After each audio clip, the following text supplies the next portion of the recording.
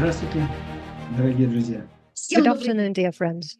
Hello, everyone. We're happy to welcome all of you who are able to join this online seminar, regardless the fact that very soon we have New Year celebrations, and we can say that it's a little bit more than 24 hours is left before the New Year starts.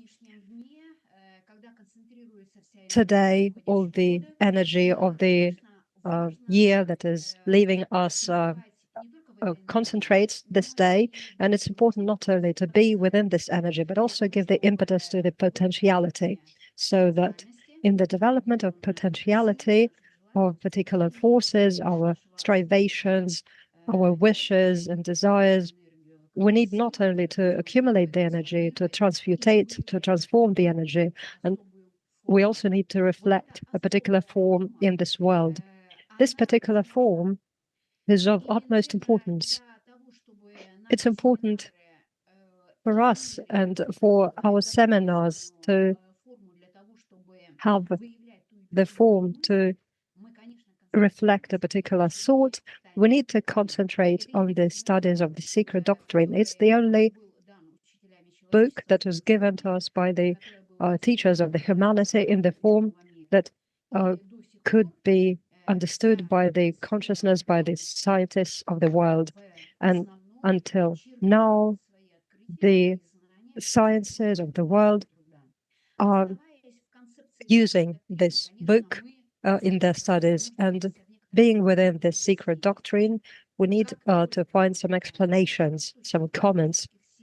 Once this source of creative forces for each of us individually gets a particular force of being reflected, of turning into a form, it means that we'll be able to use this force. What do we need for that? We need to have a clear thought, and we need to elaborate our consciousness. It should be in line with the thought. The purer the wish, the purer the thought, the better the consciousness is, and the better we can understand the non-form world, the world that cannot be said or pronounced. In the history of humanity, we have seen many symbols. They were given to us. They're simple and complicated at the same time. They're endless, they're changing. Each of us can use our own understanding or unleash our own creative potential or to form our own individual thought. The first thing that a human being can use as the dynamic force or its reflection is the understanding that everything is possible. We need to accept this thought. This thought gives a particular impetus for the development. And this is a very powerful impetus. It's trusting the ability of things to be reflected. It unleashes the forces that were hidden before us previously. And we see the variety of the reflection of various forces, and we can see the forces that already exist. And we need to get back to the end of the world, or rather the end of this year, and we need to get back to the Sloka 9 and to the stanza. It is very relevant. We can say that it's of its sacred nature, and the fundamental aspects will be presented today before our listeners. Yary Vladimir Vasilyevich, the head of the Theosophy School, Moscow, will be one of the speakers. Also today, Brigitte Taquin, Theosophical Society of France, Blavatsky Light will speak on Hwang, Doctor of Philosophy, Professor of the School of Art, South Korea, will also speak. Mr. Kolganov, PhD of the University of Moscow. We're happy to welcome you here, and we'd like to welcome all the participants of the research and studies group. And today we'll try to uncover a new way of understanding the world structure and the understanding of this world and the perception that depends on the reflection. We'll study how we manifest ourselves, how we can form ourselves in this world, and how we can use our potential in this world. And this is what the force of the spirit needs. According to the secret doctrine, spirit does not exist outside of the matter. It gets manifested in the matter, and that's how it becomes manifested. We form our own matter and we turn it into a form that can accept this impetus of the spirit and to become understandable. So this is the key point of today's seminar, and we'll try to draw the conclusions of the material by Helena Petrovna Blavatsky in our own way, each of us in our own way, but it's important for all of us to be within this common field, to stay within this common field. We had a congress, and I'd like to thank you for participating in it online and to be there in person. Thank you for sharing your thoughts, your feedback, and people are very actively discussing the events of the Congress. And still we can see and hear the echo of this Congress, and it's really beautiful. We'd like to congratulate you, dear friends, with the continuation of our work, with the particular conclusions of 2023. And the first impetus, the first step will enable us to open the gates to 2024, the new year of unleashing our potential and uncovering new knowledge. And we'd like to give the floor to Vladimir. We need to know the nidanas, the rays, and the forces with which we're ending this year. And the more we understand it, the more we can focus, and the more power we will have to manifest our desires. But our strivations and desires should be only positive. We'll have the simultaneous interpreting today. Tatiana Trubnikova and Ksenia Persova will help us with the interpreting. Thank you so much for being with us and for helping us with the translation. And we'd like to congratulate you with the ability to work independently with this great material. We declare this seminar open, and we wish all of you the productive work. And now I'd like to give the floor to Vladimir Yary. Thank you. As per tradition, we'd like to start with the Helena Petrovna Blavatsky thought of the day. We always study it at the beginning of the study, and we look at the application of this thought in our life. He that does a memorable action and those who report it are all but short-lived things. And we can trace this thought. Everything goes and this will go too. So this formula is in line with this thought. And this thought dwells on the endless journey of the human consciousness. Today we'll focus on Sloka 9, stanza 3. Light is cold flame, and flame is fire, and fire produces heat, which yields water, the water of life, in the Great Mother.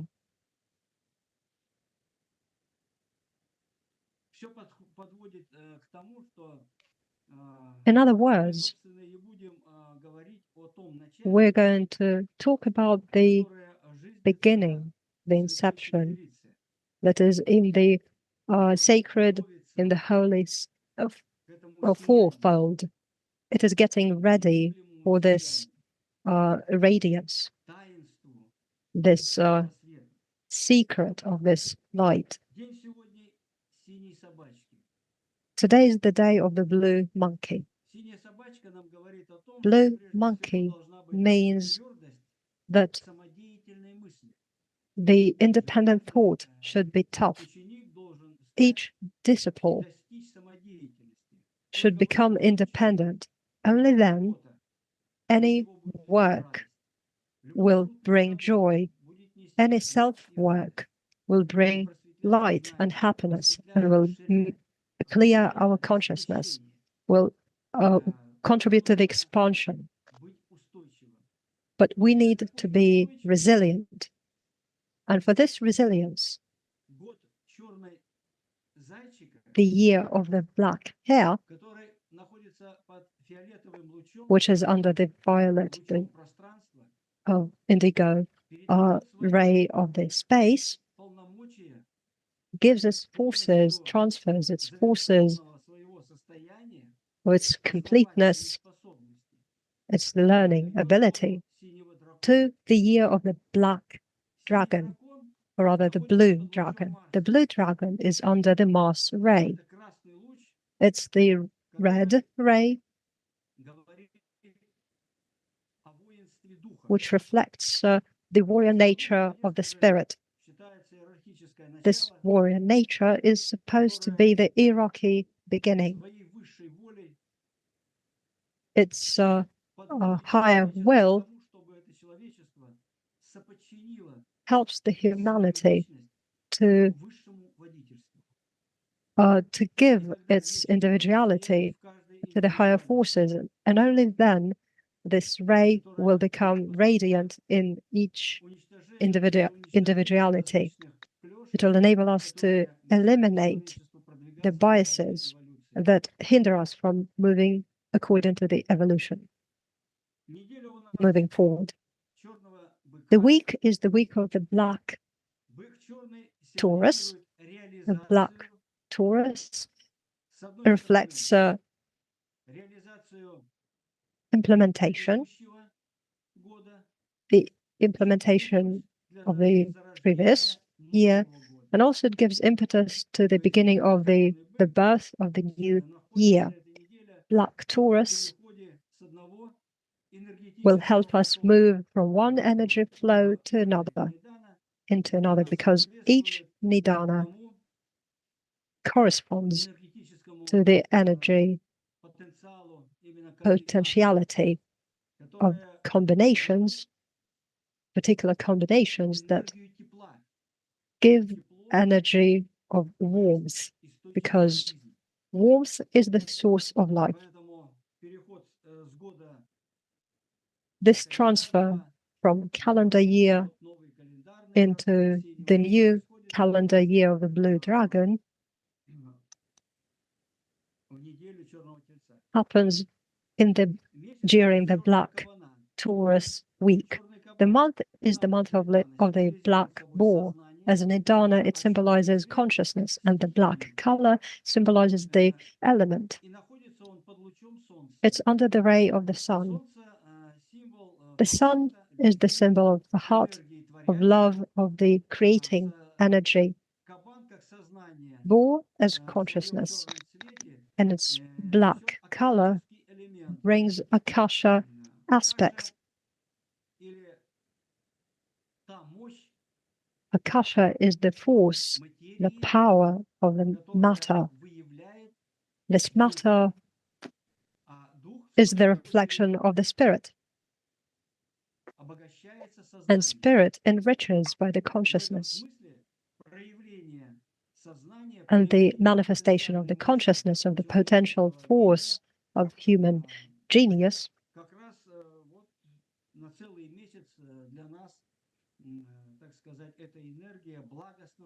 will be present during the whole month. It will have a positive impact on all people's consciousness. The black hair is the symbol of the year. It gives its learning abilities to the blue dragon. The hair is the independent creative work. And this independent work should manifest the synthetic ability to perceive the reality, the existence.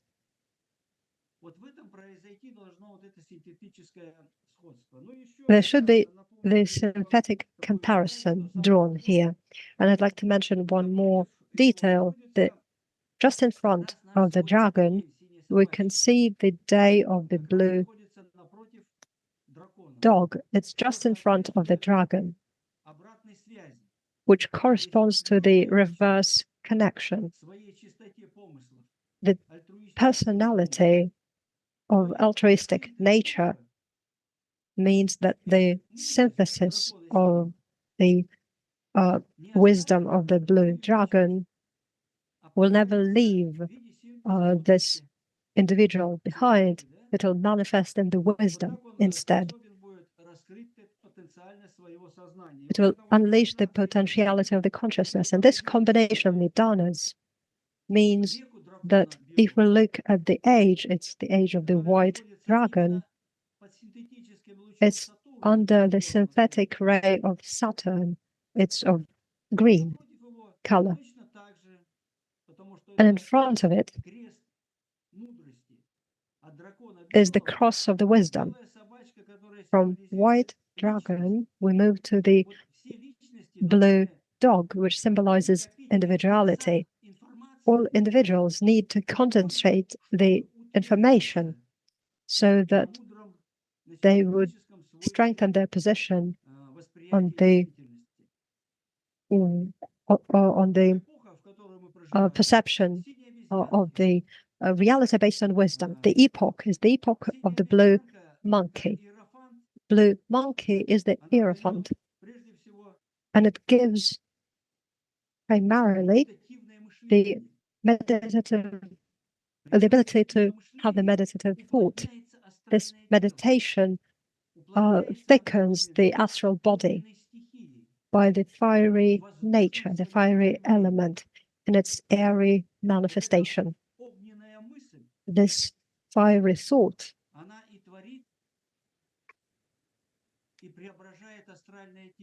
creates and improves the astral body, making it thicker so that it could interact with the thinner worlds.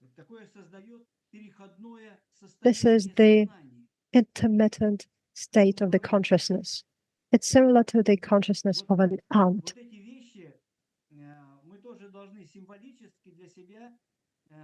From the symbolic standpoint of view, we need to determine all these ideas for ourselves, because the beauty of the thought, the beauty of the word, and the beauty of the action together are based on our wishes and desires.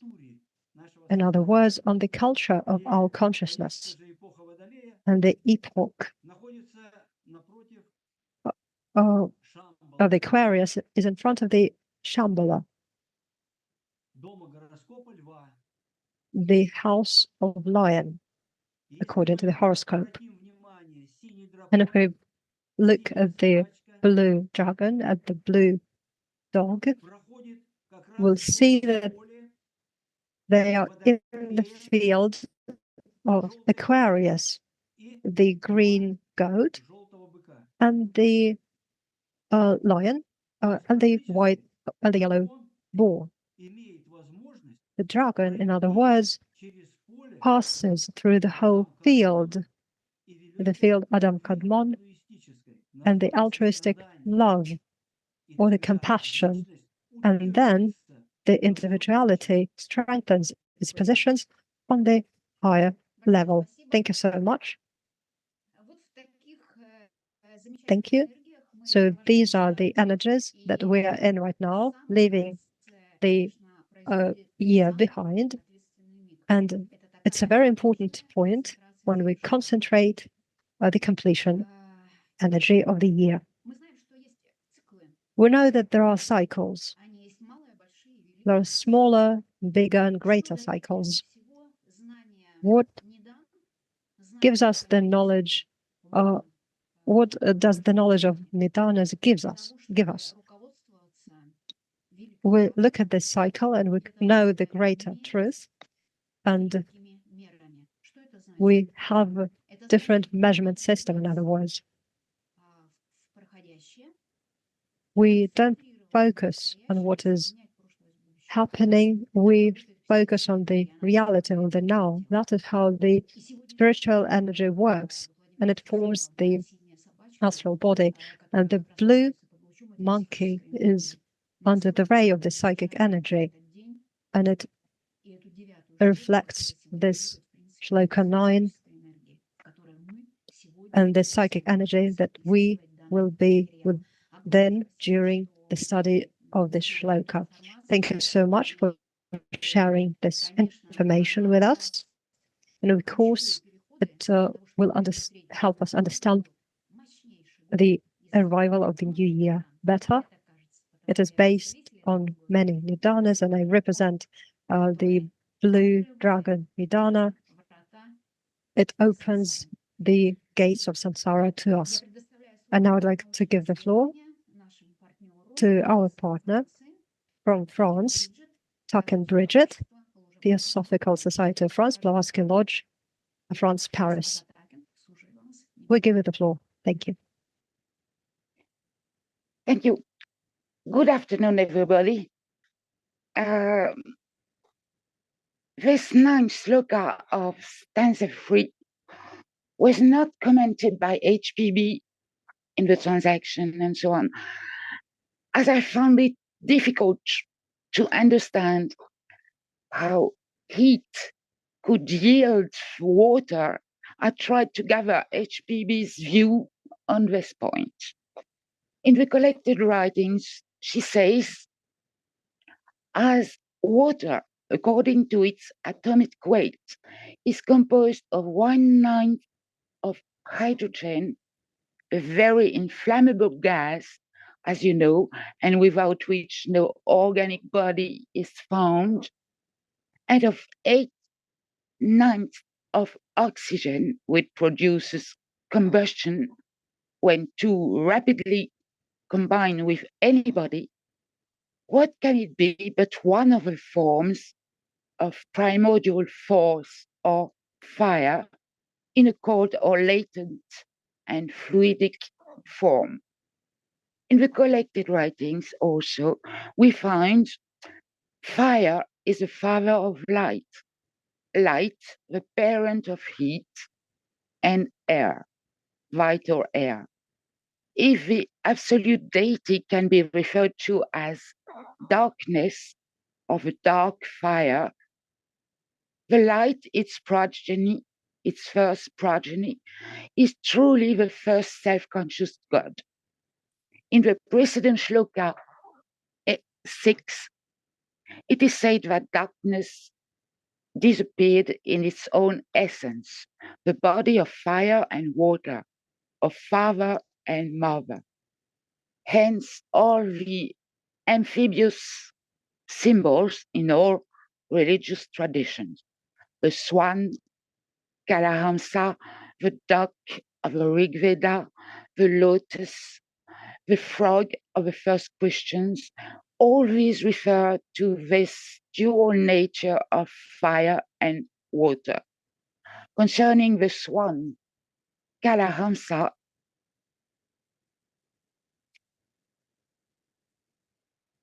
it is said, Kalahamsa has a dual meaning. Exoterically, it is Brahma who is the swan, the great bird, the vehicle in which darkness manifests itself to human comprehension as light and this universe. But esoterically, it is darkness itself, the unknowable absolute, which is the source, firstly, of the radiation called the first logos, then of its reflection, the down of the second logos, and finally of Brahma, the manifested light of the third logos. In the secret doctrine, it is said, according to the tenets of Eastern occultism, darkness is the fire, is the one true reality, the basis and the root of light, without which the latter could never manifest itself, nor even exist. Darkness, in its radical metaphysical basis, is subjective and absolute light, while the latter, light, in all its seeming effulgence and glory, is merely a mass of shadows, as it can never be eternal and is simply an illusion or Maya.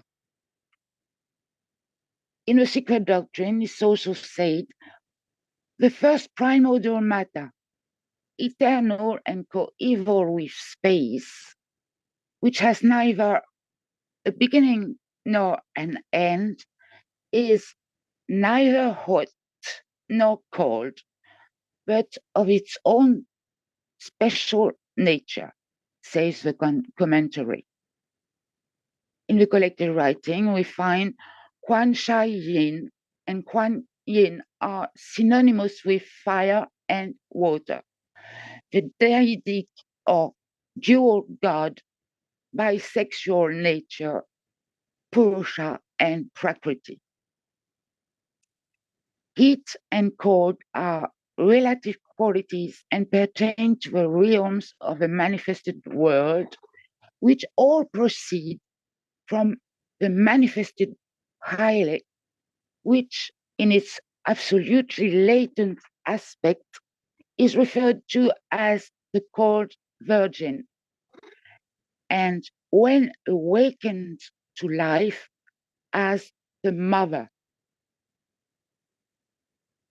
From the beginning of man's inheritance, from the first appearance of the architects of the world he lives in, the unrevealed deity was recognized and considered under its only philosophically aspect, universal motion, the thrill of a creative breath in nature.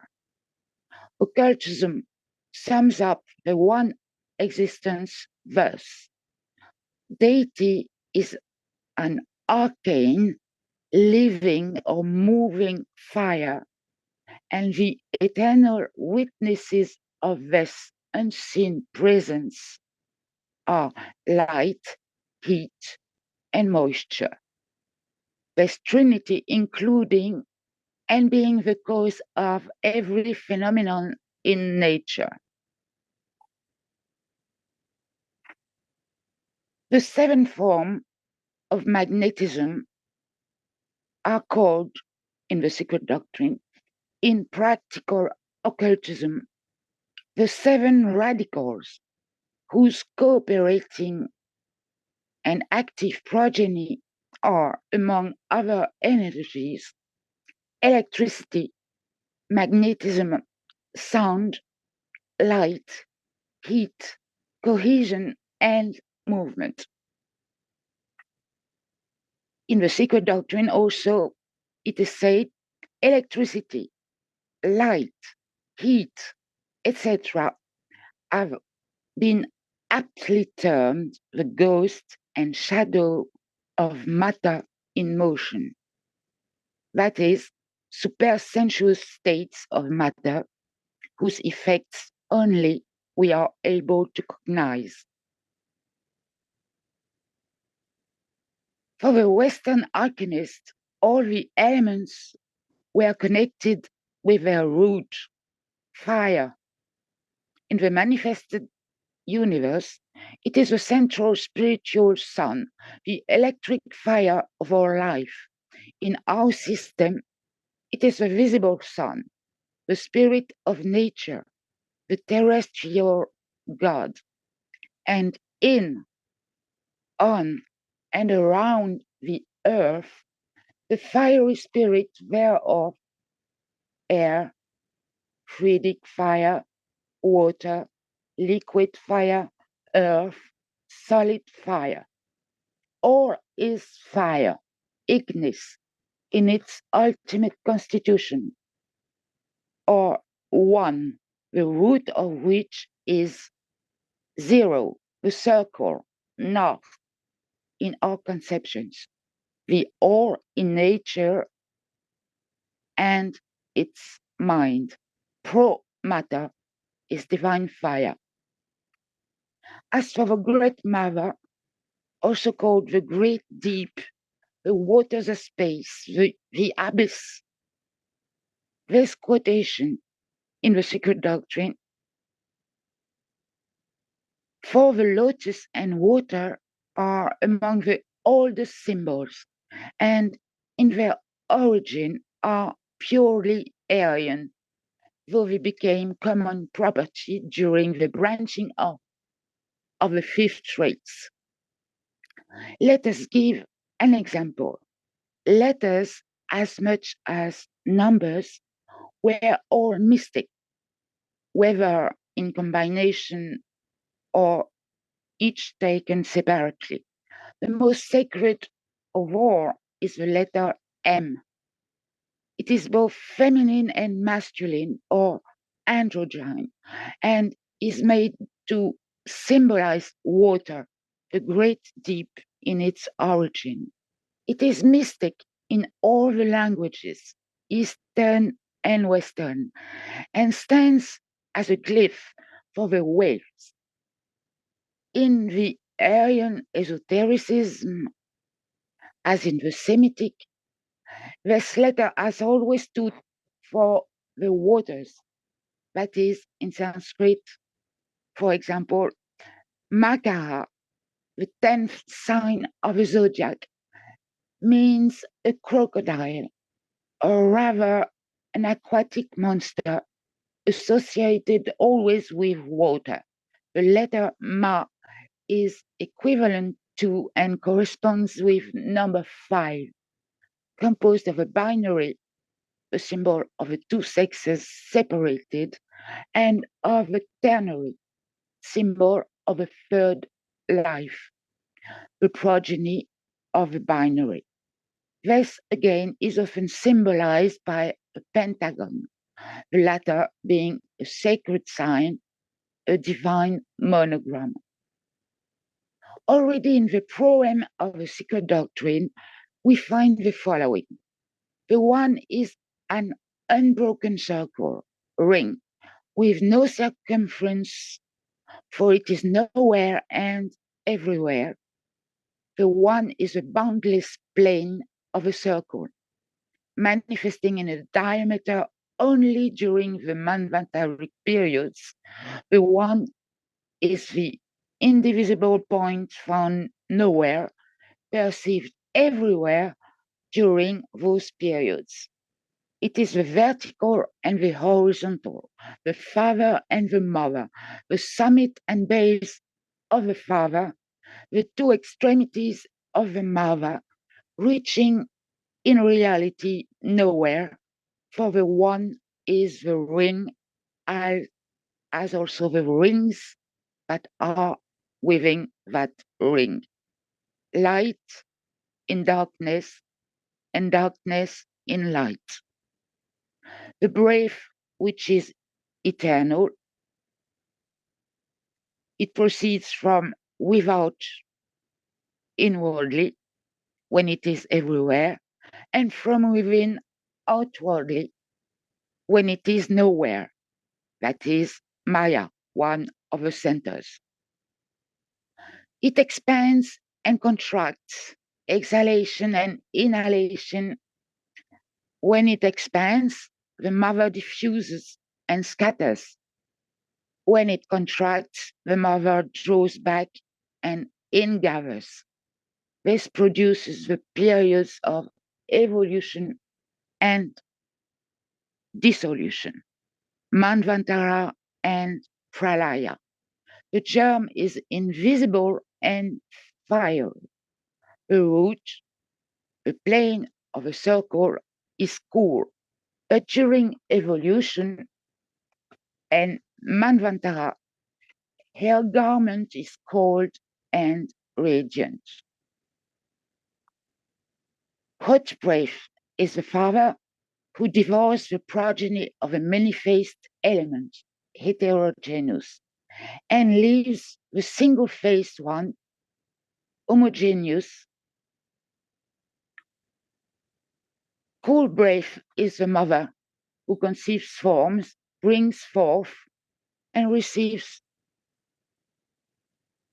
them back into her bosom to reform them at the dawn of the day of Brahma or Manvantara.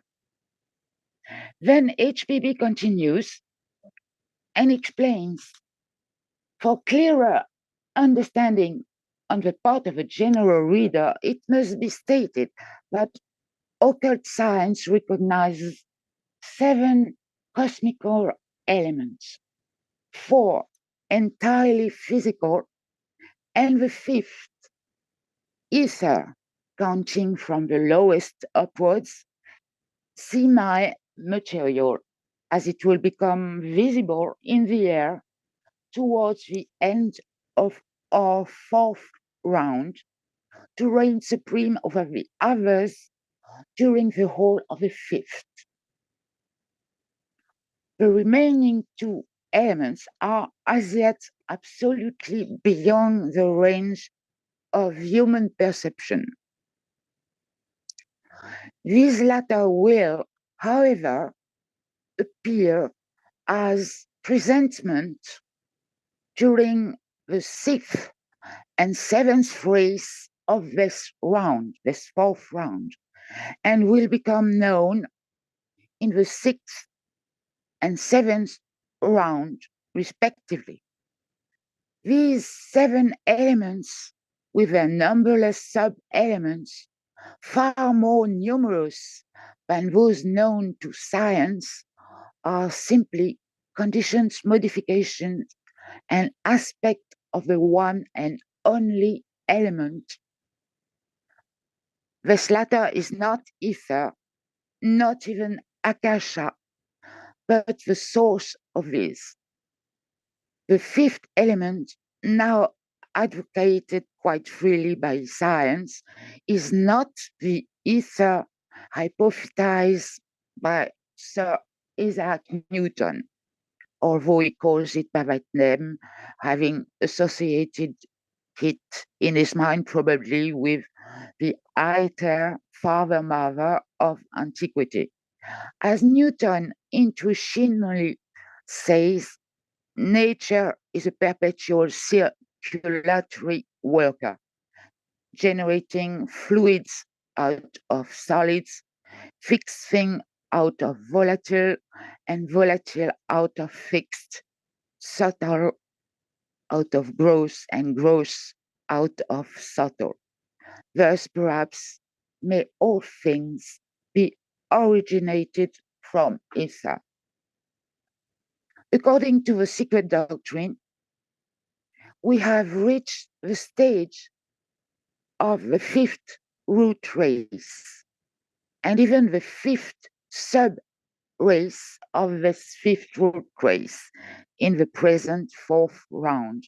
This 5th race is developing the 5th principle, the mind, manas, which corresponds with the 5th element, ether, which is described as semi-material, hence semi-spiritual, and half unknown. This principle is like an interface between our material and spiritual natures. So the Great Mother is there to provide the field allowing for the development of the mind. We are on the ascending arc of our evolution. The 5th principle was given to us by the 5th hierarchy, that of the Kumaras, who were due to by their karma, to guide and inform the human race. The 5th human race is said to be born under the planet Mercury in the Secret Doctrine. The element of Mercury is well known to the alchemists as a moist, humid radical. Mercury rules the intellectual faculties and is a very spiritual planet. To conclude, on an optimistic note, let us quote the Secret Doctrine, which says, our fifth race is rapidly approaching the fifth element. Call it interstellar ether, if you will, which has more to do, however, with psychology than with physics. Namaste. Thank you for watching. Дорогая Бриджит, огромное спасибо, Спасибо. что вы сделали даже некий обзор. Dear Brigitte, thank you very much for your report. Thank you that you have taken the key points from many slokas and stanzas in order to connect all these things. Thank you. Thank you very much. And thank you, dear. Of course, it's not easy to stay always within one shloka, but this complexity concentrates the inner tension that enables you to find new understanding and enables you to obtain new possibilities. Actually, in 9th and 10th shlokas, Elena Blavatsky doesn't give a lot of comments. This is the topic that we're going to study today and also during the first seminar the next year. So let's understand all the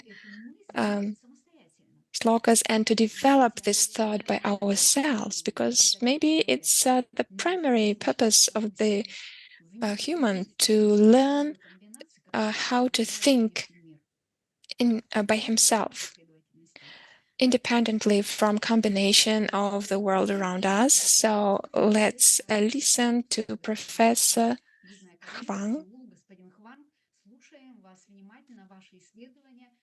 Mr. Hwang would like to give you the floor and listen to comments on Sloka 9, stanza 3 by Secret Doctrine or by Blavatsky. I give you the floor. Today's subject from Sloka is about the fire and water. The fire, the big fire from the beginning. The big fire was the Big Bang, the huge fire. The fire makes the generate the lights. The light is called scientifically called as the electromagnetic wave. So the electromagnetic wave is different from the gravity. I'll talk about that later. First of all, I want to introduce again about the soul. Three aspects of souls. The first one is the sensitive soul, which is responsible for reflex responses in non-living things like materials to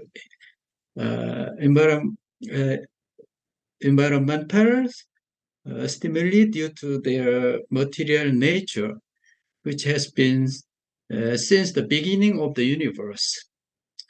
The second one is a vegetative soul, which is responsible for autonomic functions and considered mature in the area of vegetables and animals, the living things, as developed from the various mutations of the non-living things. The last one is a human soul, like we call the reasoning soul, the most important one, which facilitates rationality in material and incorporeal matters. The reasoning soul is a fundamental human attribute as developed from the various mutations from the living things, forming the basis of the thought, judgment, and the responsibility for one's action.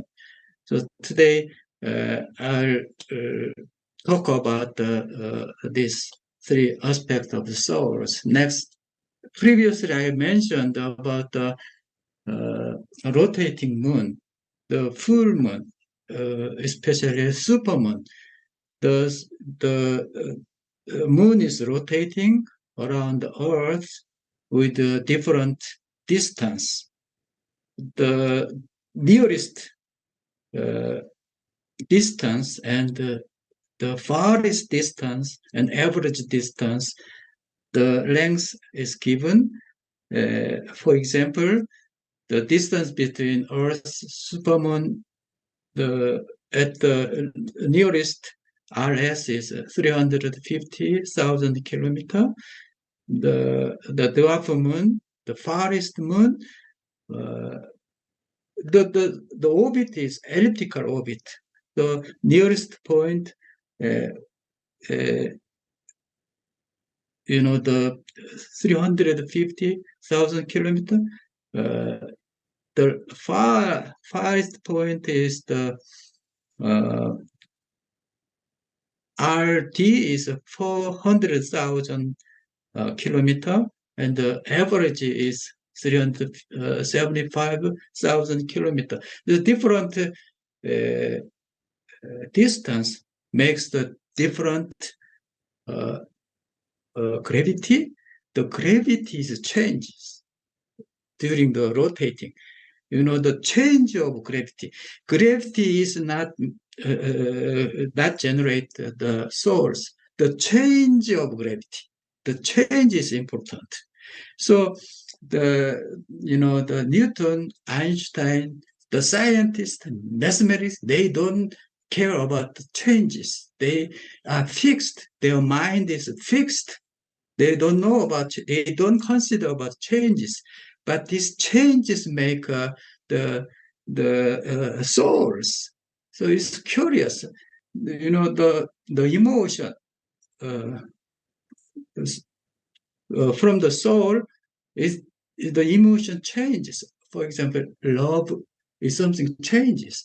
So the gravitational changes makes soul.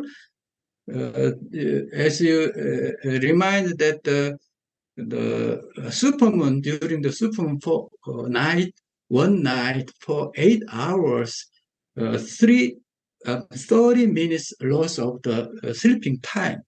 It was furious. I mean, the upset. It makes the soul makes the breaking of the brain. So this is another story about the rotating Earth in this time. Rotating Earth around the sun, its duration is 1 year. So the interaction of a human soul standing on Earth with the sensitive soul from the change of gravity. Actually, gravity is not itself not does not generate the soul. The change of gravity because of the elliptical orbit. If this is a circular orbit, there is no change of the gravity. There is no soul. But the elliptical orbit makes the change of the gravity. It makes the soul. So the nearest point we call the perihelion, and the farthest the distance, longest distance at the point we call the aphelion.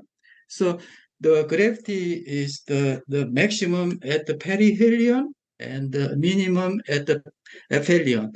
So the change of the gravity makes the soul. I calculate the amount of soul, likewise supermoon, because there is a distance, three distance, average distance about 1.52 times 10 to the 11th power meter. Actually, this given by the this data given by the Newton. I thank to Newton, but that Newton never mentioned about the change of this. This change makes the soul. So in the rotating supermoon, it makes 30 minutes during one night, about 8 hours, 30 minutes loss of sleeping time. It makes upset during the sleeping time. There is no light, only due to the gravity. The gravity is nothing to do with the light, nothing to do with the electromagnetic wave. I said light is electromagnetic wave. Generation of the light today is a subject of fire. It comes from the sunlight, for example. The theory of the generation of light we call the quantum mechanics. Have you heard about the quantum mechanics? Quantum mechanics deals with about the generation of the electromagnetic waves, generation of the lights. This is the quantum mechanics theory. They are doing the generation of the lights. But this today, I'm talking about the gravity. This gravitational generation of soul happens without light. We can feel during the night in the dark room. We can feel this aspect of soul. I calculate, the planet soul. I call power, soul power. The first one is the sun, second one is moon, earth. Earth itself is there's no soul. Mercury, Venus, Mars, Jupiter, Saturn, Uranus, Neptune. These are all satellites. The of the solar system. For example, the supermoon, the second one, I calculated the solar power due to the change of the gravity. This is the change of the gravity. Okay, for 1 hour, 332 thousand solar power. The unit is Newton per kilogram hour. Every hour, if I assume our brain is 1 kilogram, our brain feels about 3,320 newtons every hour. It makes us 30 minutes loss of the sleeping time. For example, 8 hours, the total soul makes 3 times 32,000 times 8. It's so big. So this is generation of amount of soul by the the supermoon during every hour. And likewise, I calculate the sun, the first line. This is 4 times stronger than the moon. In the case of sun, 13.2 thousand, so about more than 4 times stronger than the moon. This is huge. Also, the moon, supermoon, generate only 1 day, but the solar case generated during 1 year, 12 times. So I call this effect zodiac, but the zodiac is different from the original zodiac. The original zodiac is based on the amount of sunshine. The 4 seasons, 12 months. This is due to the amount of sunshines. But this is the change of the gravity, different zodiacs. So I call this zodiac, gravitational zodiac, G zodiac. This is my development, G zodiac. So this effect, what is this effect? The supermoon only for one night, 8 hours, 30 minutes loss of sleeping time. This is 4 times strong and 1 year. 1 year. Some point very strong. The peak is 13,000. At this peak point, maybe every hour, our brain, 1 kilogram brain, 13.2 thousand Newton attack. We are so upset, and disorder. It makes a fury, huge effect our emotion because of this soul power. It makes many things in our emotions. Because this is due to the change of the gravity. So change, emotions, many things, manifestations, whatever. This kind of the moving things. The scientists never understand love. Love is due to the moving things, moving mind. Our moving mind, makes the love. So the moving, rotating gravity, change of gravity makes love. For example, something like our emotions, humanities. So it is very similar. You can imagine the supermoon case,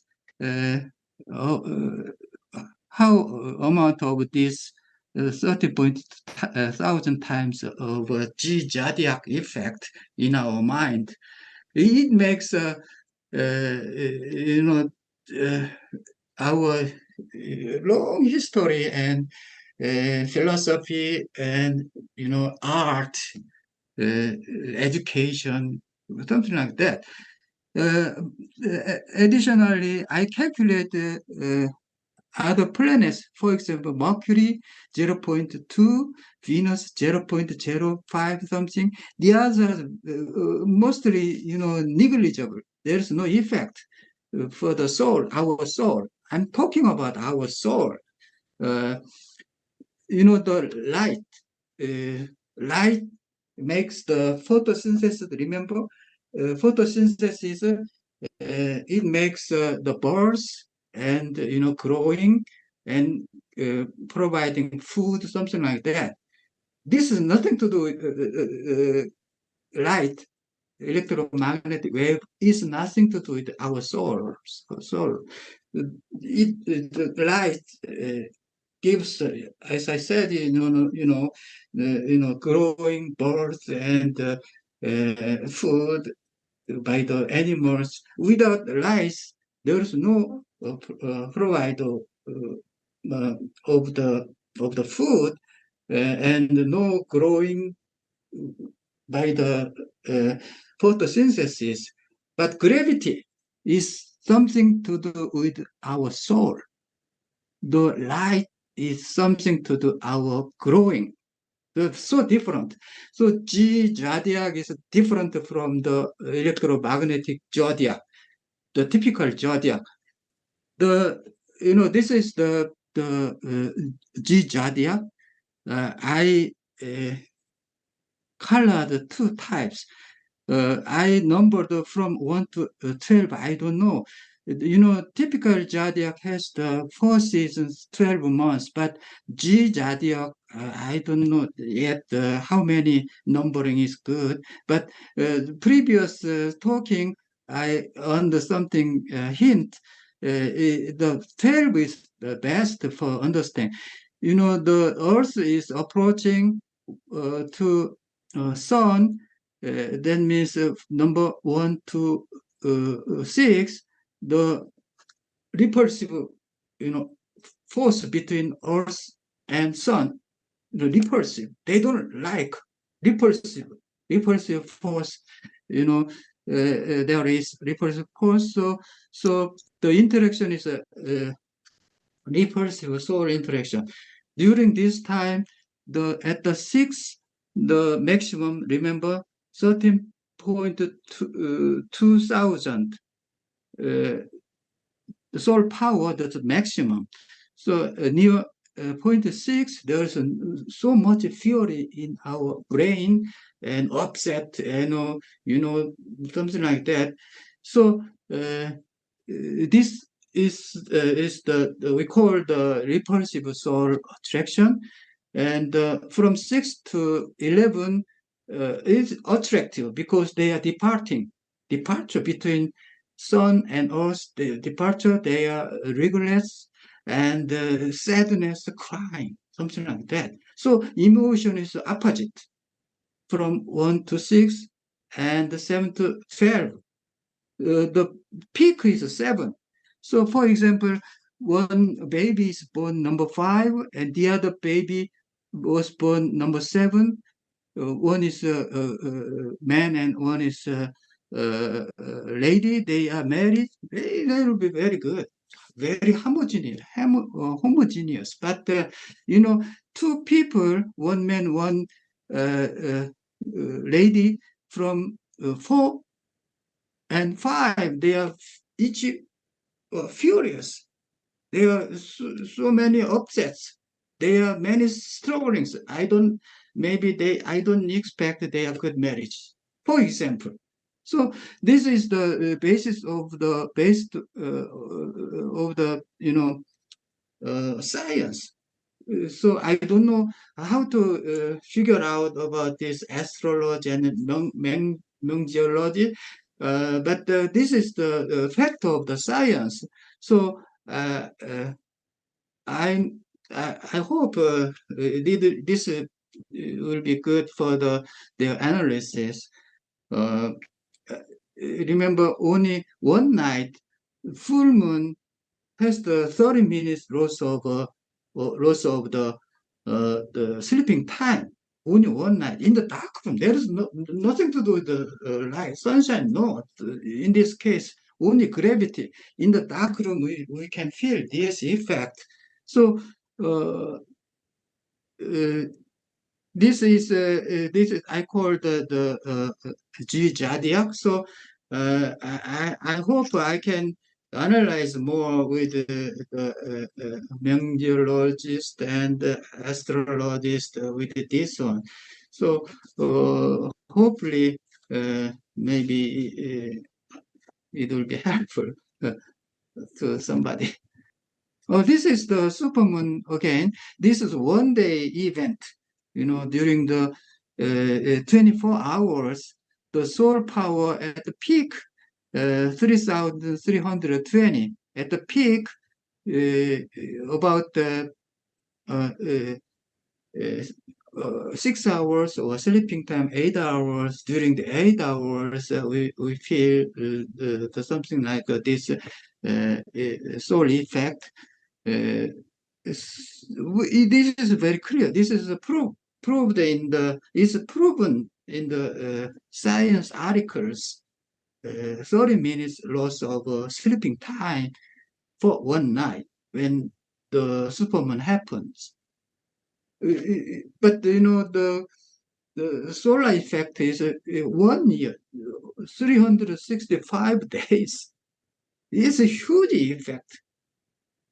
The same, everyone, the number 320, this number is for 1 hour.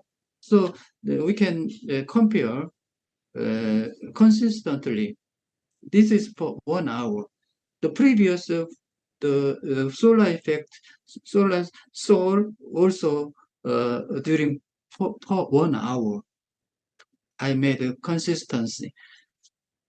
Also, repulsive soul, red color, and attractive soul, green color. This is opposite.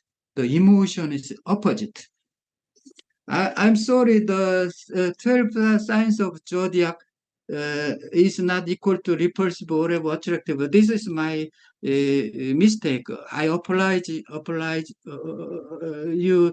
Repulsive interactions, soul 6, just erase of this, attractive, the lines erase. This is the typical electromagnetic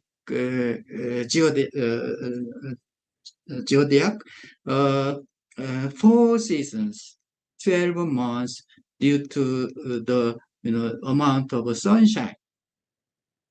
This change of the sunshine, amount of sunshine, due to the tilt of the 23.5 degree of the rotating Earth from the North Pole. You know that the distance between Sun and Earth, the rotating Earth, is the same. In this case, no different. This is a circular motion. The constellations, for example, Pisces, Aquarius, Capricornus, these are constellations in the sky. The constellation is nothing. This gives the guide, line of sight in the sky. We can see for example, Leo in this figure.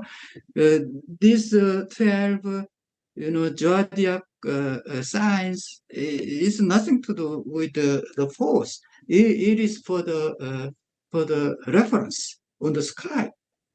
The effect is light, fire, electromagnetic wave from the sun. The amount of sunshine makes different of 4 seasons, 12 months. It makes the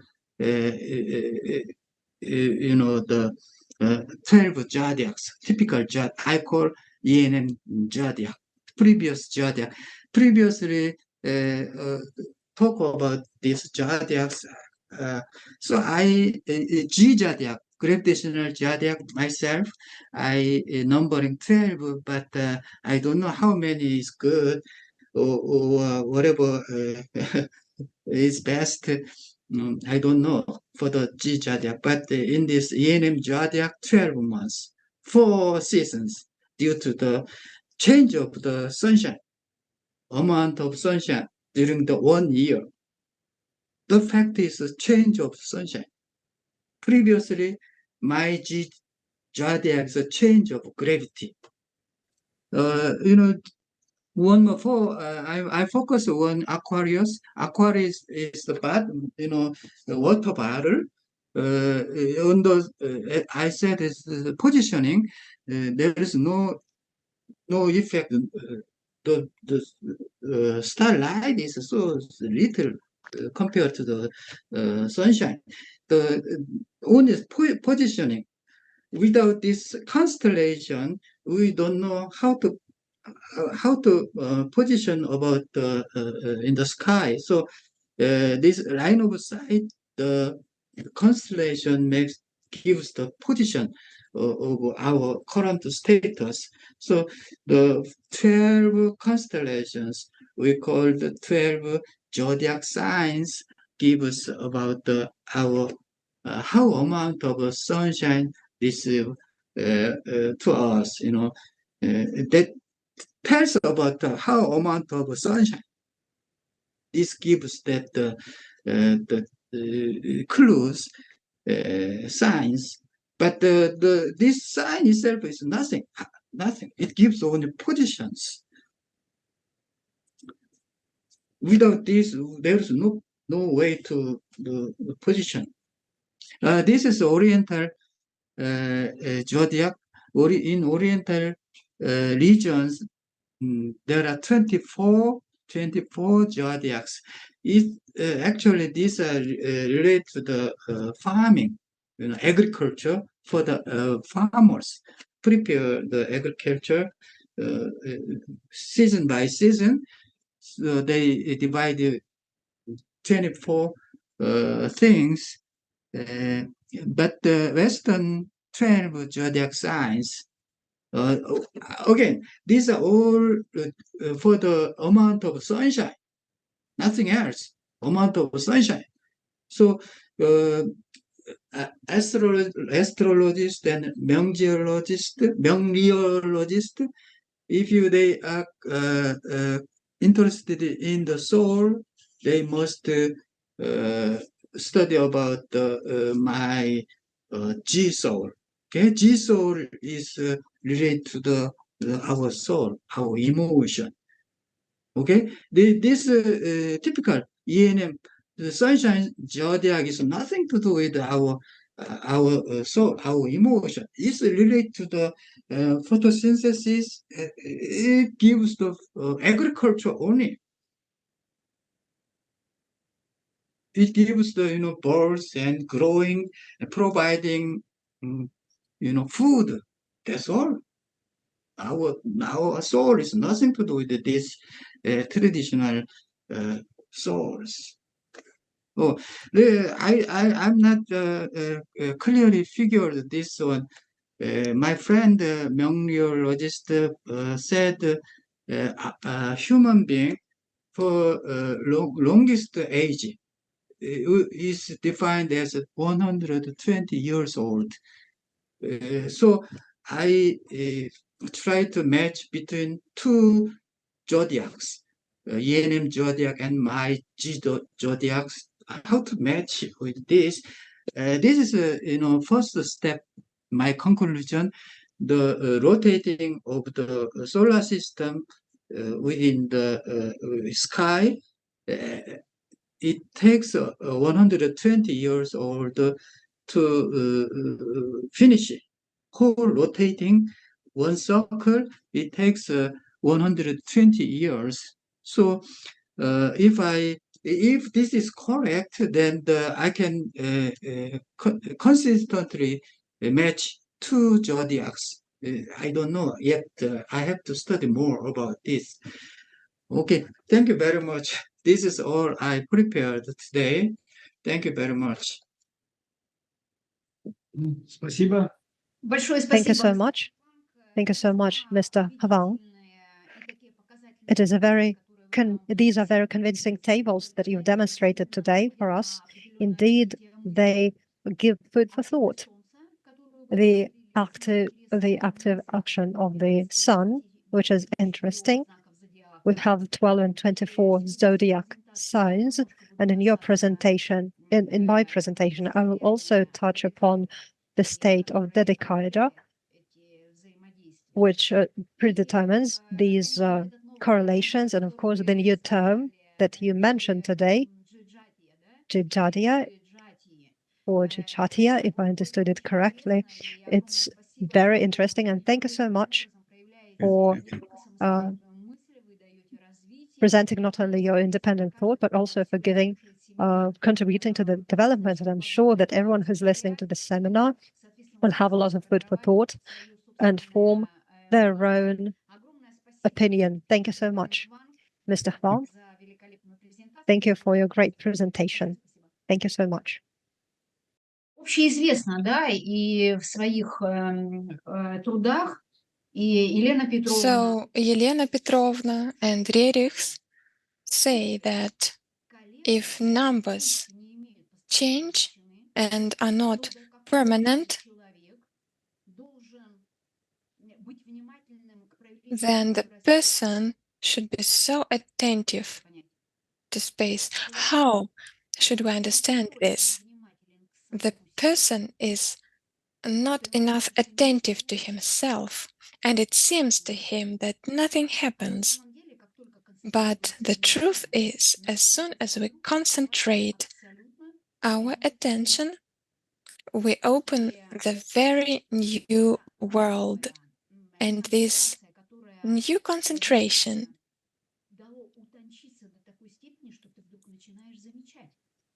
that is so subtle, and you begin to notice things because you find connection to space. So, secret doctrine, when we work with this material and we concentrate our attention, then we are open to the subtle psychic energy. And this psychic energy has a characteristic to show the other world. The other world becomes real as soon as the person is able to make his attention precise and subtle. He starts seeing other possibilities, new possibilities. The secret doctrine is a very complex work. It's a special energy. It was created as Agni Yoga. It has a certain fire vibration, and it makes the person to be attentive, because otherwise it is impossible to understand it.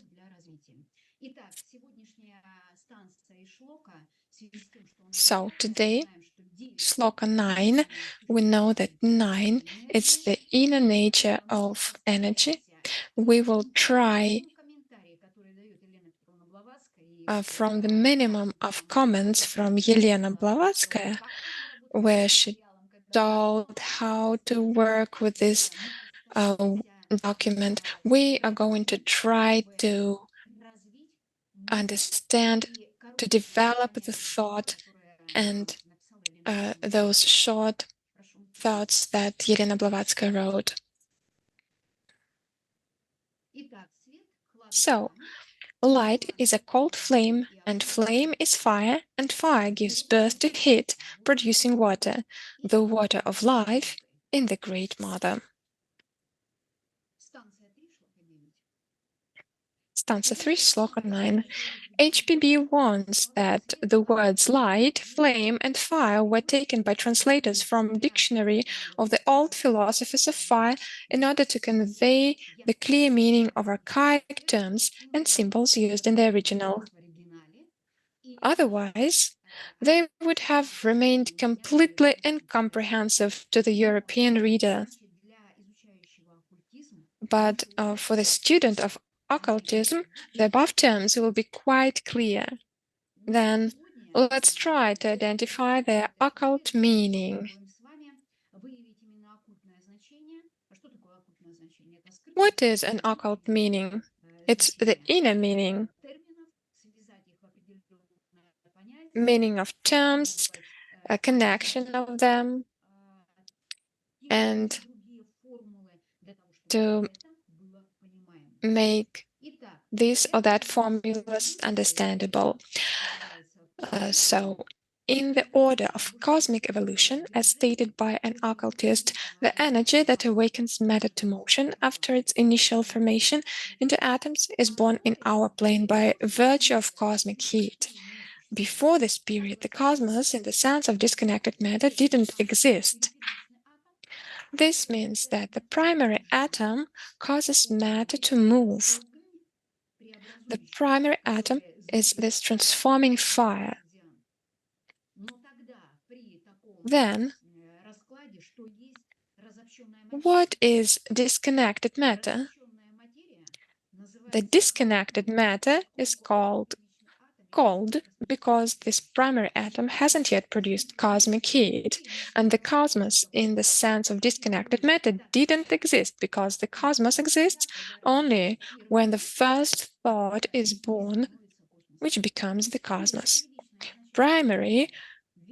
Primordial matter, eternal and coexisting with space, which has neither beginning nor end, being neither warm nor cold, had a special nature inherent in it, the commentary says.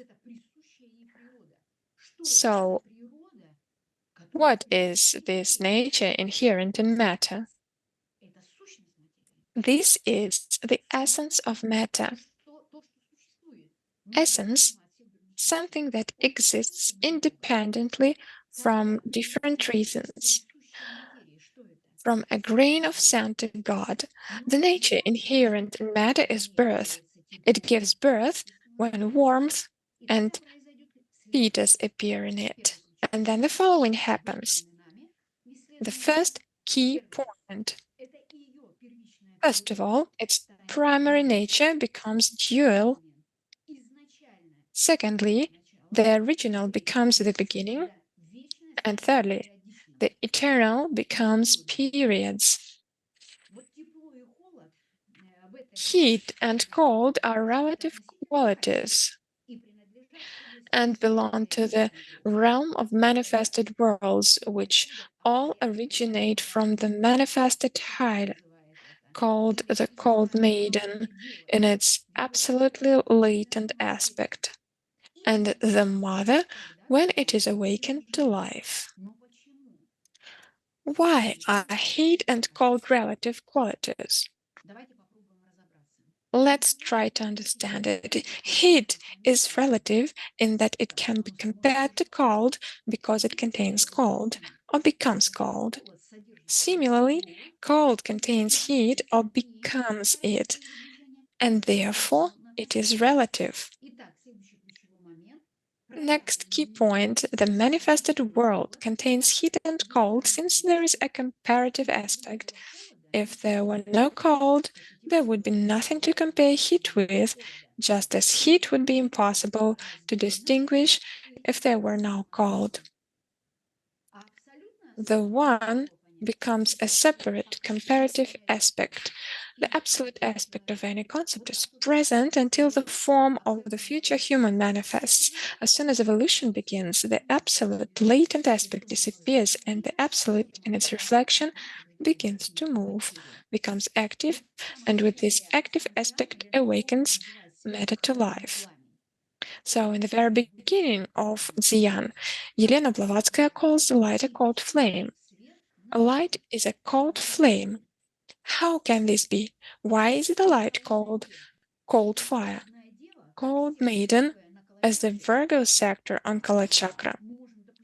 It is cold until a person possesses the powers of Shakti. As soon as one begins to possess them, he becomes wise by the power of light and heat. Black dragon, Parashakti, a cycle of intelligent actions begins. Black snake, Jnana Shakti, the muscles of thought, or the musculature of thought giving power to movement, is strengthened. Blue horse, Ichhai Shakti, thought is kept pure. Pure thought is the power of thought. The blue goat is Kriya Shakti. The red monkey, Aum or Tridasha Kundalini Shakti, gives the power of adjustment between the inner and the outer, the power of force of attraction and repulsion, because life is already appearing, and the red rooster finally appears and rejoices at the victory of the movement of form, ascension, or logos. Key point: light is a cold flame until the power of life or fire begins to move. Ancient Western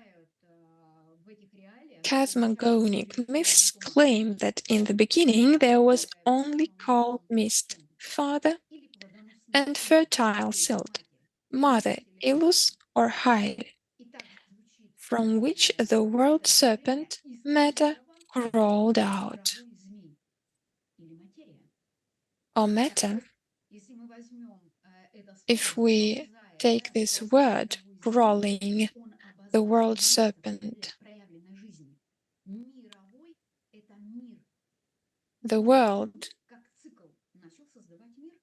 So the serpent as a cycle started to create the world, or the Great Mother. The serpent is a symbol of the beginning of the great cycle. Thus, the primordial matter, before it emerges from never-manifested plane and awakens to the thrill of action under the impulse of Vahat, is only a cold radiance, colorless, having neither form nor taste, and devoid of any quality and aspect. The key point: It appears from a plane that had never been manifested. This is the first seven-ray star, a cold radiance, colorless, and accordingly without form, namely not manifested. As we see, the star and the absolute planes never manifest. The free planes of the spirit outside of forms, they manifest through matter because the spirit can manifest only in matter, and then both qualities and aspects will appear. A thrill will appear. So the first tremor of matter on the plane of mind and creativity, where Fahad gave the first impulse and outlined 5 steps that can correspond to the 5 senses of the future human or the 5 elements. Now, we're going to study the following. The wonderful gift of man is that he can change the properties of fire. How? You can change evil to good, and thereby change the properties of fire. This is the highest quality of human that can change evil to good. On the plane of reason and creativity, there have appeared correlates of electricity. The whole rainbow of color is represented. But now, in the given period of Sloka 9, there is no former state. Matter is devoid of any quality or aspect. Each ray will divide the space and begin to combine and acquire its own qualities. The sun will acquire the quality of psychic energy, the moon space, Mars spirit, Mercury life, the divine wisdom of Jala Rupa, cold fire. Jupiter will give warmth, Venus mind, and the synthetic thought of Satan will animate all 7 arrays. Precisely Saturn, the last one, green in color, will give this impulse to all 7 rays, mind, or as moving thought, so that each of the 7 rays acquires its own form, life, or its own world. The key point: fire is the foundation. Fiery energy fills the entire space but becomes psychic energy when combined with thought. Thus, 5 reveals all the qualities of psychic energy. How? Connecting the 3 crosses or the 3 main aspects of the 3 worlds. The spiritual, mental, and psychical cross is a dodecahedron. In a dual reflection, it becomes 24 facets. If we look at Kalachakra and Nidanas, we see the orange ray of sun. For heart, this is the psychic energy. First Nidana, red hair, spiritual knowledge. 8th Nidana, blue dog, affirmation of thought, intuition, firmness of personality. 15, white snake, completion of the cycle, mind. Nidana 22, yellow mouse, movement or karma, accumulation of wisdom. Nidana 29, blue goat. 36, black tiger, the beginning of birth. 43, yellow rooster, splendor of the wise world, logos. 50, red dragon, wisdom of the spirit. And 57, Nidana. It's the month that we're in right now. It's the black boar primordial manifestation. So we get 9 Nidanas, which in sum is 261 or 9. So the key point, 9 Nidanas and total 9 reveal all the qualities of psychic energy, correspond to 9 slokas, fire. The basis of this manifestation corresponds to 3 stanza, because 3 is symbol of fire. So if we look at Kalachakra, 3 sectors of fire areas, Leo, Sagittarius, Nidanas in the sum of 345. What is 345? This is 4 plus 5 equals 9. 3 and 9, which is 3 fires, 3 spirits. All these light, flame, cold, fire, heat, water, and water of life are correlates of electricity. Elena Blavatsky says it's a powerful word and even more powerful symbol. Through great examples, to look into the fiery world is to experience the delight of refraction of chaos. The fiery world can be approached only by clear consciousness.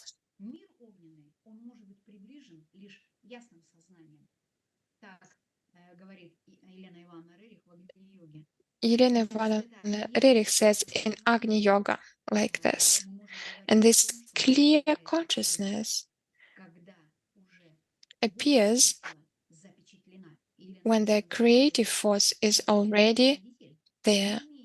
Elena Petrovna says that the sacred progenitor of no less sacred offspring of fire, the creator, guardian, and destroyer of light, the nature of our divine ancestors of flame, the soul of things. Electricity is one life at the top of the ladder, and the astral fluid, the athanor of alchemists, at the bottom. God and devil, good and evil. In this case, we see the point inside the grammaton. Such are even her original 4 sons, who become one and become 7, entities whose qualities and names the Eastern occultists designated 4 of the 7 cosmic primary centers of power, or atoms, which later developed into great cosmic elements, now divided into 70 or so sub-elements known to science, as Elena Petrovna writes. 7 circles, 7 races. 4 circles have been completed out of 7. 4 races have been completed. We are in the 5th. The cosmic elements are earth, water, air, fire, ether. Since the 2 races haven't yet manifested as the 6th and 7th, the 2 elements are not yet there. It will be Buddhi and Atma. These are elements of the 6th and 7th races. So, the 4 primary natures of the first Dhyan Kogans are the so-called, for the lack of better terms, Akashic, etheric, aquatic, and fiery. They correspond, in the terminology of practical occultism, to scientific definitions of gases, which, in order to convey the idea more clearly to both occultists and the uninitiated, can be defined as parahydrogen, parahygiene, oxygen, hydrogen, ozonic, or perhaps nitrogen ozonic.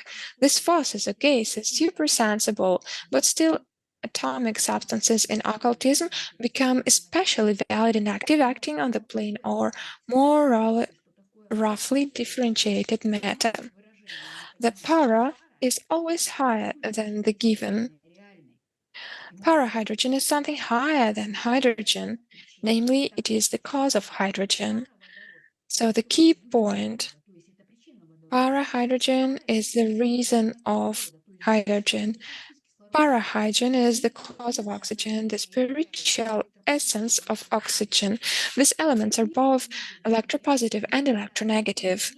These and many others are probably the missing links of chemistry. What are these electropositive and electronegative elements? We are talking about Fohat. It changes the structure of 2 minuses, separates them, and adds 1 plus, and of the 2 pluses, separates them and adds 1 minus. Thus arises movement, life, warmth.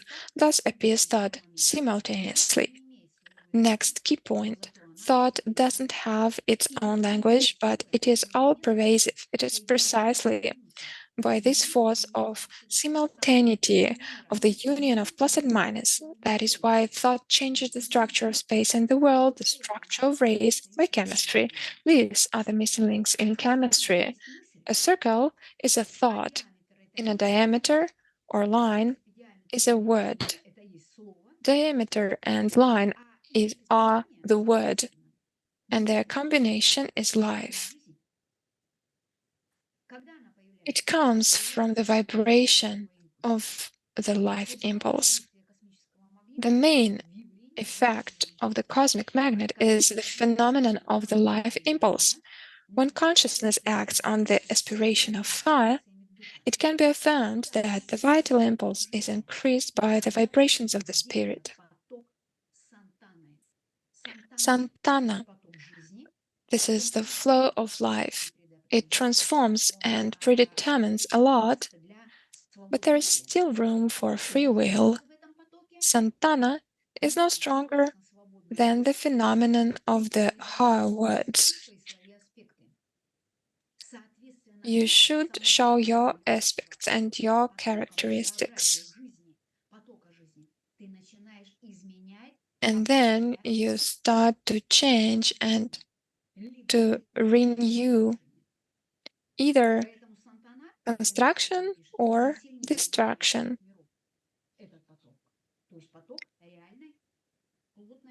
So this flow, when the construction of a form reaches a vital impulse, it is only with the development of consciousness. In alchemy and in practical occultism, these elements are known under other names.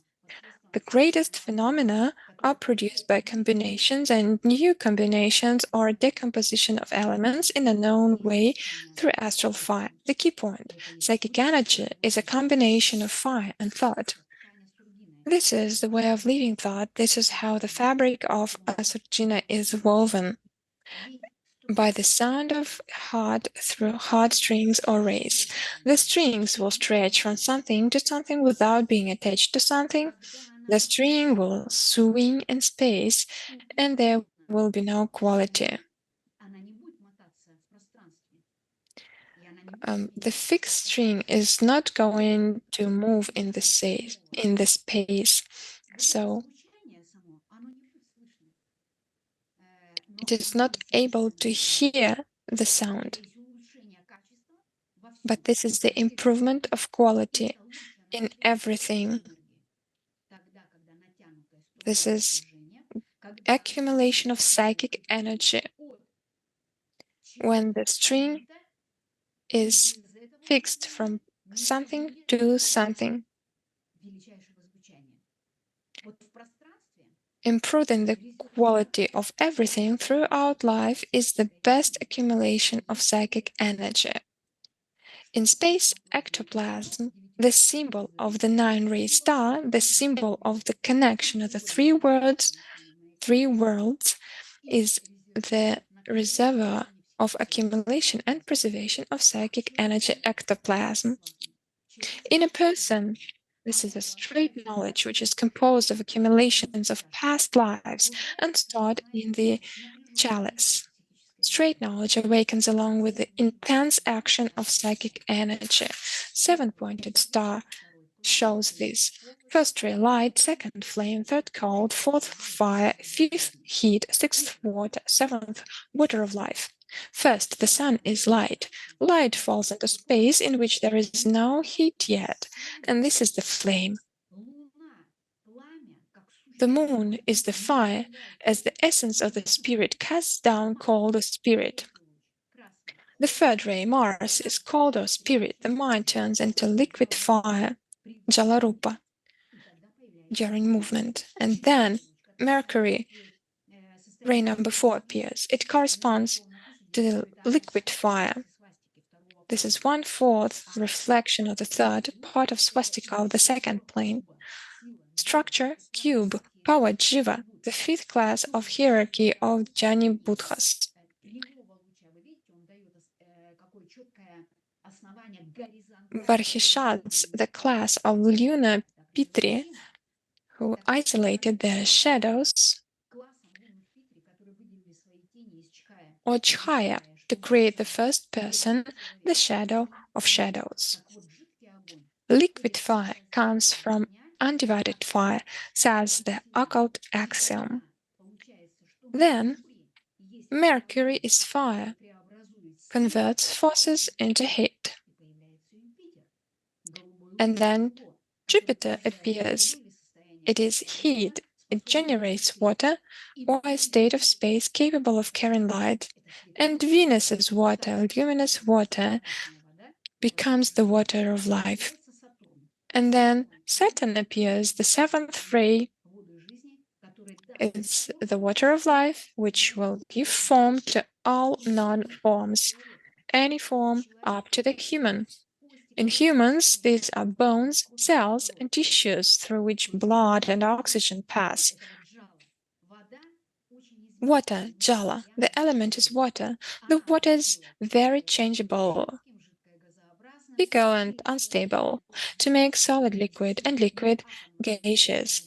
In the human body, the element of fire is represented as the forces of intra-atomic and intramolecular attraction. Fire transforms food into the types of energy available to us. Fire is the basis of nervous activity, including the highest forms of its manifestation, feelings and thoughts. Correlates of electricity. 4. Tian Kogans, Akashic light. 2nd, etheric, flame. 3rd, water, cold, and fiery, fire. The 5th manifestation is for heart, the plane of mind and creativity. Water, the 6th astral waters, and the water of life is the 7th physical plane. This is the structure, the hierarchy of elements according to different fields. Conclusion. The 3rd stanza of the 9th Sloka is the fire, the basis for revealing psychic energy through division and unification, destruction, and creation. The power of unification in the fiery world. This is the stimulus of the heat of the heart. Only the fire of the heart can ignite all the fires. The heart is the most independent organ. 3rd stanza, 9th Sloka. Shloka, creation of the basis of the heart of ectoplasm, storage and preservation of psychic energy. The fiery waves gather all consciousness as the time has come. It is not an honor to meet fire waves in clothes of a grey ordinariness. There comes a time when it will be necessary to collect all consciousness in order for it to resist the whirlwind. The whirlwind will begin in Sloka 10, 3rd stanza. Sloka 9 is the gathering of the whole consciousness so that it can resist it.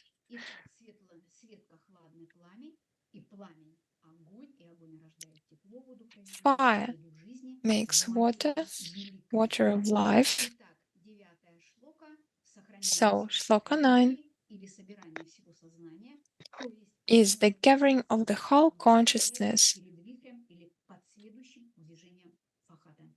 in order to be strong enough to stand in the whirlwind.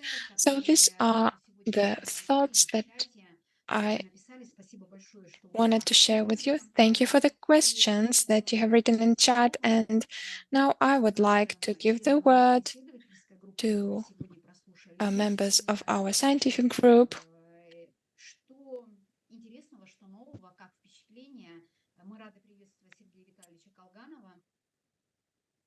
We'd like to welcome Sergei Vitalyevich Kolganov, PhD of Philosophy Sciences, head of the Philosophy Department, Aviation Institute, Moscow, Russia.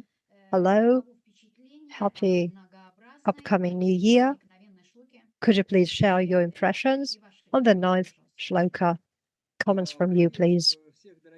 I welcome all the participants of the Theosophic seminar.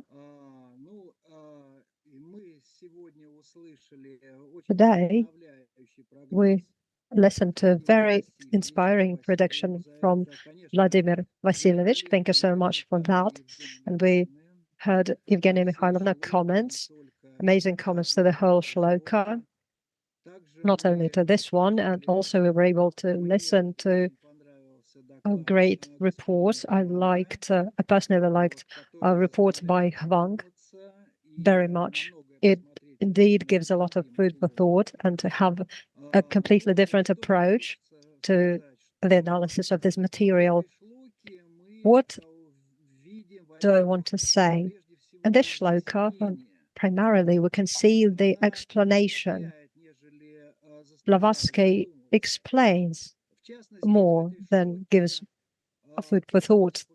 In this shloka, space is presented as the matter that is not unified. In the space, only some of the areas of the whole space have the harmony.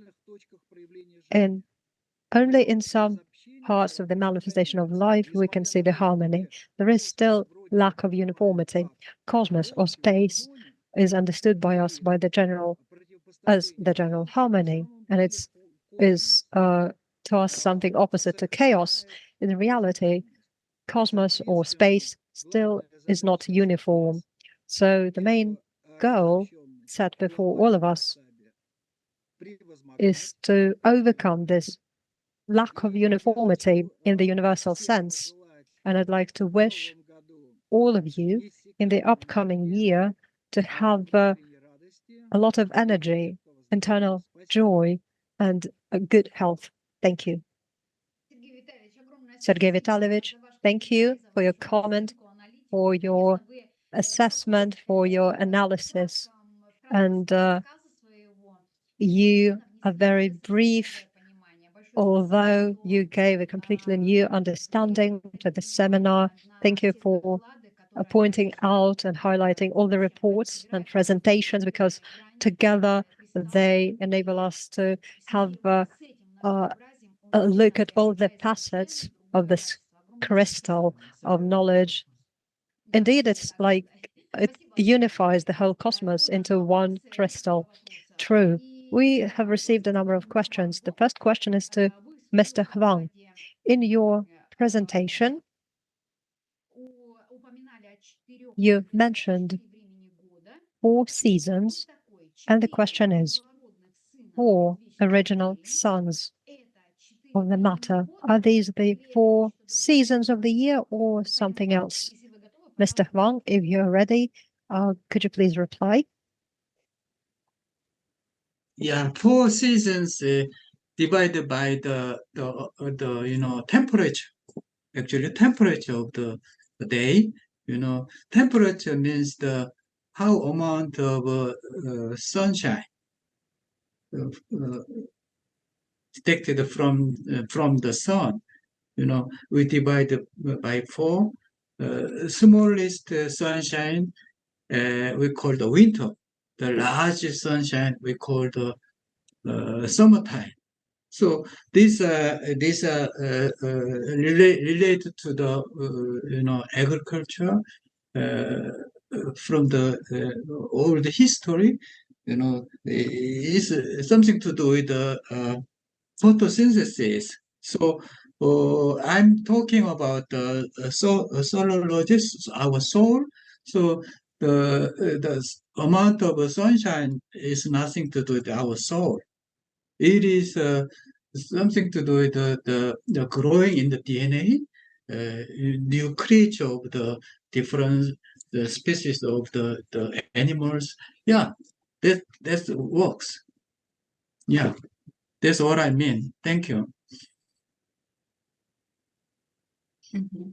Большое спасибо. Мне кажется, Thank you. I think that in this question there's probably a mistake. The 4 original suns that Xian talks about,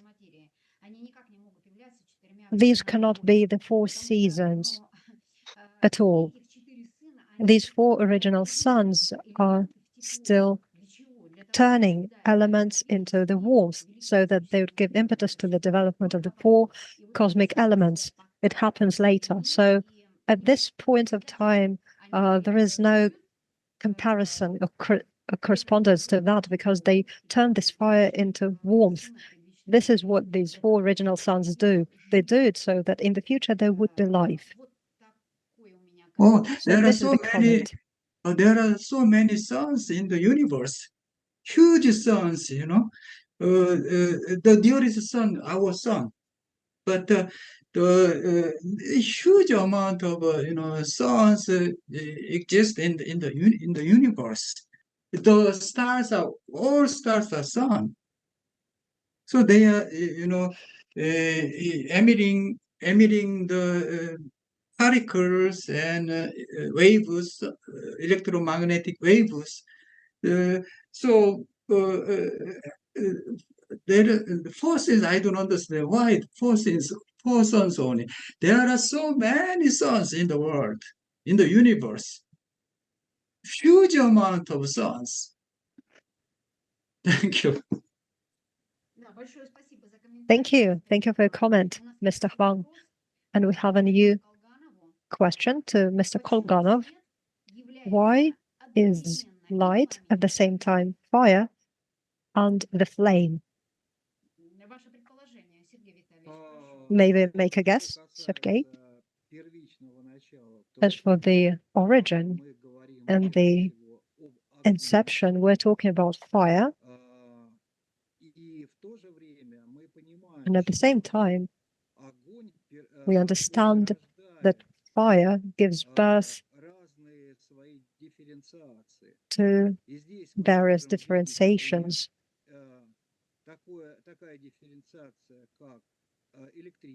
For example, we've got electricity, which is the unified life at the higher level of manifestation. And we can also see the astral entities, which is the lower level of the manifestation of fire. And they have the opposing nature. We can see the electrical positive and the electronegative forces. Everything has twofold nature. Yin Yang is the origin, the female and male origin. And as a result, we've got the darkness of all things, as Lao Tzu, the great Chinese figure, said. Darkness gives birth to everything, and I'd like to highlight that fire is, in this case, the major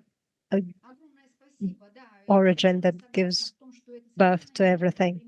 Yes, I completely agree with you that it is not the simultaneous state of light. These are various phases that we're talking about. They change the quality, the properties of light.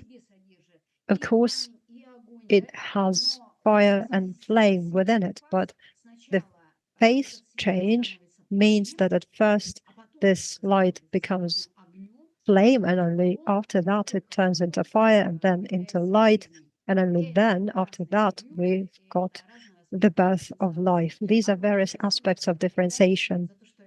Thank you, Sergei, for giving the right direction to this thought. The next question is to our partner from France, Madam Taquin. Are you ready to comment? Прокомментировать такой вопрос. Could you please give comment to the following question? Yes. When we're talking about electricity, the electricity and everything that is related to that has the sacred nature, according to Blavatsky. What is this sacredness? How is it reflected in electricity and everything that is related to it? Madam Taquin, we give you the floor. Yes, this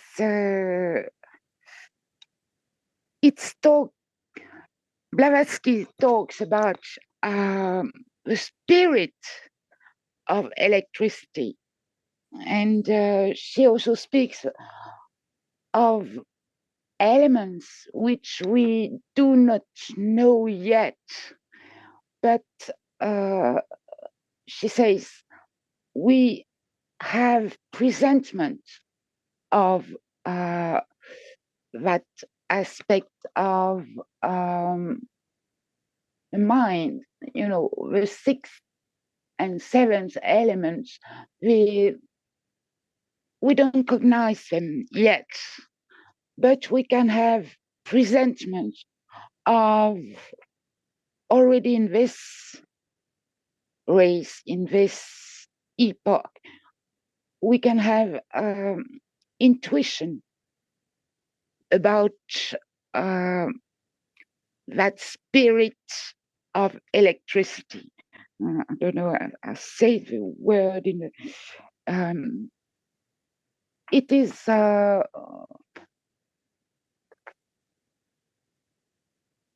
you know, the sevenfold constitution was a secret in ancient time. People couldn't speak openly about that sevenfold the constitution of man, because it gives a connection to very, very potent strengths in the universe.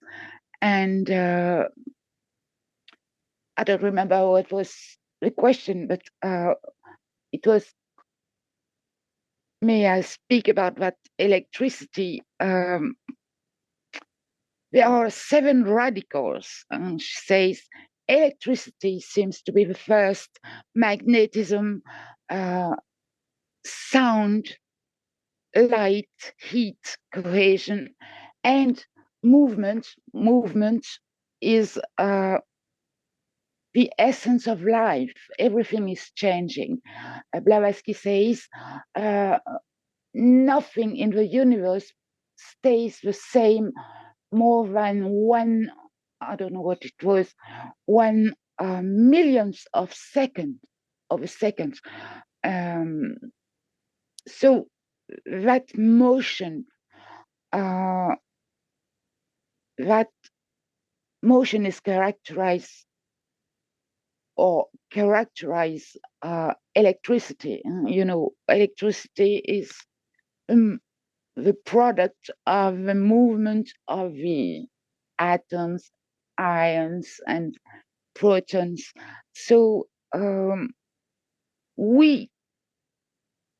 Дорогая Бриджит, огромное спасибо. Dear Brigitte, thank you so much for talking about electricity in such an inspiring manner. I believe that the value of this electricity is within its internal movement, because before that period when the movement became of external nature, or rather received its external form, before that there were some internal preparatory processes. These internal processes are hidden, and they are so powerful that they are the value of this electricity. Thank you so much for uncovering this important aspect of electricity right now. Thank you. Thank you. The next question seemed very interesting to us. Unfortunately, we don't have time to answer all of your questions, dear listeners, but as you remember, after the end of the seminar, we have questions left without answers, and we have the Quizzy forum, which we use to answer all the questions that we've received and were not able to answer during the seminar. We've also received questions on other resources. We've got 2 more questions, and I'd like to voice them. It's a very unusual question. In Sloka 9, in Xian, it's stated, light, cold flame, cold virgin. Does it mean that it's live and dead water. And I thought about that. It's not a fairy tale. These terms really exist. These notions exist. If we're talking about the ununiformed matter, it means that the original atom didn't give the warmth. So we can say that what doesn't exist, doesn't have the form, is the dead water, and what has already started its existence is the live water. In terms of human existence, the dead water is the chemical death. It's when the psychic energy resource comes to an end, and the live water is the resurrection. When does it happen? When the psychic energy is replenished by this highest crystal of the heart energy. And we've got the question to Vladimir. Please answer this question. A participant of a seminar writes, as far as I understand, in Sloka 9, we're talking about the highest plane of existence, about the third aspect of absoluteness that will give impetus to the development of the space. If the three planes of existence are not reachable and cannot be understood by our consciousness, how can we understand it? Well, in this case, we need to use our imagination to be independent. We need to have an awakened mind and consciousness, a philosophical mind, and only then we can use comparisons, to draw comparisons and to at least get the feeling of what can be felt by the open eye, because our consciousness has the ability to learn various worlds, but any kind of worlds, but talk about them would be preliminary. We're learning about the reflection. As Blavatsky said, it is something that cannot be understood yet, but the clearer the mind, the consciousness, the clearer the learning process is, the brighter, the clearer we can see the reflection, whether it's the reflection of the absoluteness or the highest plane of existence. All that is within the impetus of the development of the space. It's our own journey, spiritual journey. It's the spiritualization of Monada. Sloka 9, in this sense, can help us draw some conclusions. It takes this consciousness, which is the heart or reservoir of the psychic energy,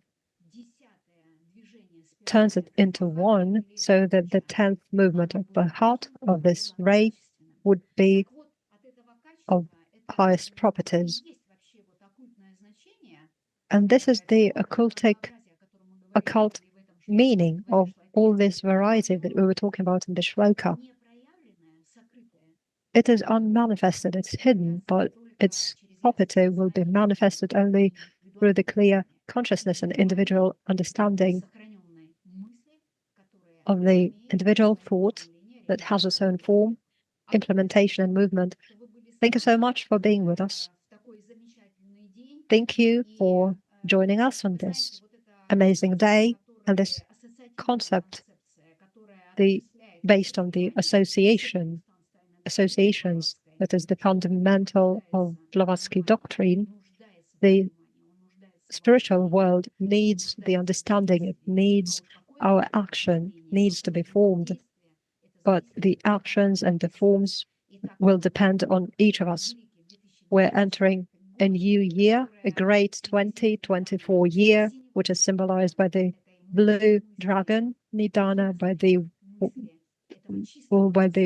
thought of wisdom, by this clear learning. When the spiritual individual is being born, when we can move on to the greater system of measurement. Thank you for being with us. And the conclusion will be drawn by Mr. Yary, and he'll take the floor. 2024 is the year that corresponds to the figure 24. It corresponds to 2 periods, which are day and night. And also, the day is the day of the owner, the god, rather, who saves, keeps safe the Russian land. So we need to use this silver thread to connect our hearts with each other, to get in touch with Michael, the head of all the warriors who works for the sake of the Russian land, of the earth in general, and the blue dragon gives us power in that. And I think before we conclude our seminar, we need to understand that these are the building materials, the psychic energy that gives form to the psychic body can change its speed, its form. And this is the building, the constructing impetus. The better we feel it, the better, the more effectively we'll be able to build and construct during the 2024. I wish the best happen in your life and to construct and build your life yourself. I'd like to thank the scientific and research group, the interpreters, the speakers, and all the participants who actively sent us questions. We will definitely meet again in 2024 and discuss how this fiery whirlwind in 2024 will move effectively if we preserve the foundation of the psychic energy and this crystal. Thank you so much for participation. We'll meet you in 2024. The first seminar will take place on the 11th of January. See you soon. We are looking forward to meeting you again. And please wait for our reply to your questions. Our apologies that we didn't have time to answer all your questions.